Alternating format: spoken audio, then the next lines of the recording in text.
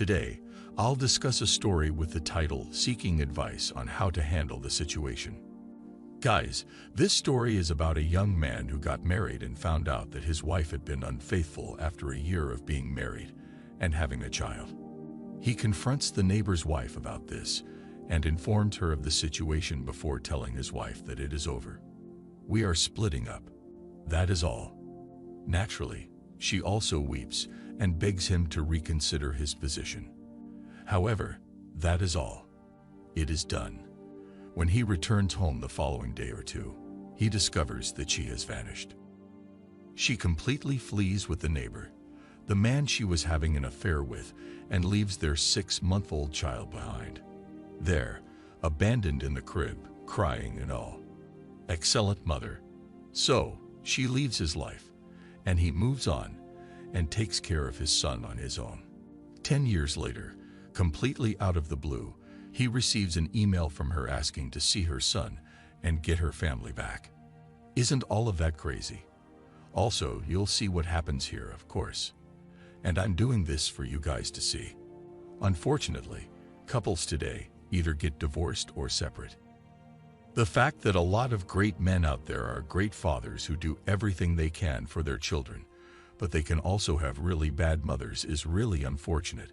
But generally, the courts will award custody to the mothers, even if they are awful mothers in some cases. The children will always go to the mother. Therefore, it is truly bizarre that this continues.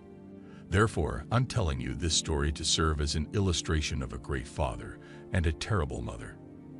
Additionally, feminists frequently rant about equality, equal rights, and everything else. To get you started, here is something. Equality and rights for all. What about? The mother does not always accompany the children because there are excellent fathers out there who are superior to mothers. This story begins with me, a 34-year-old male, and my ex-wife, a 35-year-old female. He refers to her unfaithful partner as AP, and they call her M. My wife and I got married in 2000, and 2010 marked our baby's birth. A flirtatious text message appeared on her phone in November 2010 while she was asleep. It was our neighbor, according to what I saw on her phone. I went through every message, including texts, photos, sharing, and even planned meetups. From the first week of our marriage, this was going on. My world seemed to fall apart in front of me. I saved each message on my phone by taking screenshots. The next day, I got in touch with M, the wife of the neighbor, and told her about the cheating. As a result, this has been going on ever since they got married. Can you even fathom that?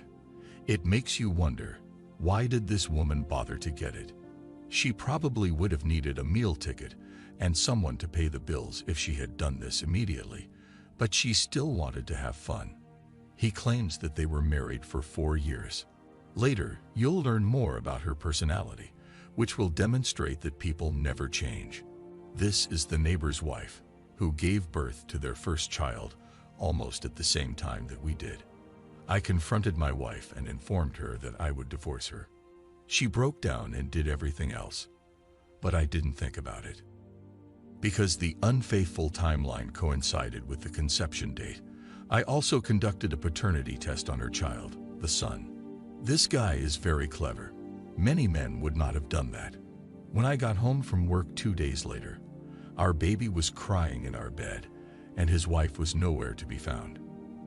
After that, I discovered a letter in which she stated that she did not love me and that she had left her unfaithful partner, AP, and instructed me not to contact them.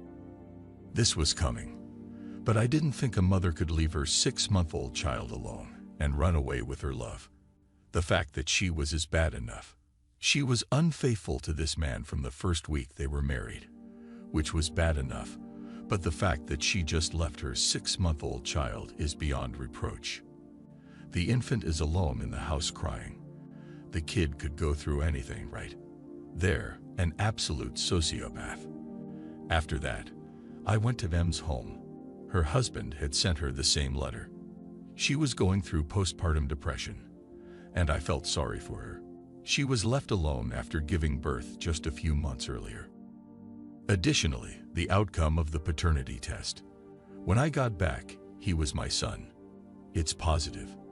I tried to get in touch with the family, but they were also shocked by her behavior and didn't know where she was. Even her father stated that she would not be permitted entry into their home if she ever returned. In essence, they disowned her. He said that her family was shocked by her behavior because it's fascinating that people don't change. Growing up, I'm sure there were hints and signs about her personality. People, for example, think, that kind of makes sense when someone does something outrageous like this. That person did that or said that at that point, and things began to connect. Because of this, guys, if you want to know who someone is, you need to always pay attention to what they say, what they do, and especially what they do. Unfortunately, you have to constantly be alert and mindful of both your surroundings and the people around you because, unfortunately, you never know what people can do to you or what they might do to you. He keeps going. L gave me a lot of support. Later, you have to discover that L means M, his neighbor's wife. I'm just going to say that M was very supportive going forward to avoid confusion. He started coming to my house to watch the kids and even feed them, hurting both of us as time went on. We were family-like. She was only known to my son as a mom because he called her that. Additionally, we decided to go on dates. A year later, we got engaged, and we got married in 2013. In 2015, we welcomed our first child. We frequently talked about our ex-partners and how they frequently treated us disrespectfully. But I think the story is great. This man has sorted out his life. He started with a neighbor who is unquestionably funny, interesting, and has a great relationship. As a result, I find that amazing. Again, it shouldn't come as a surprise because the only reason she was contacting me was to get money. That is all. Additionally, she will undoubtedly lack the funds to hire an attorney because lawyers need to be compensated, and she is undoubtedly earning minimum wage.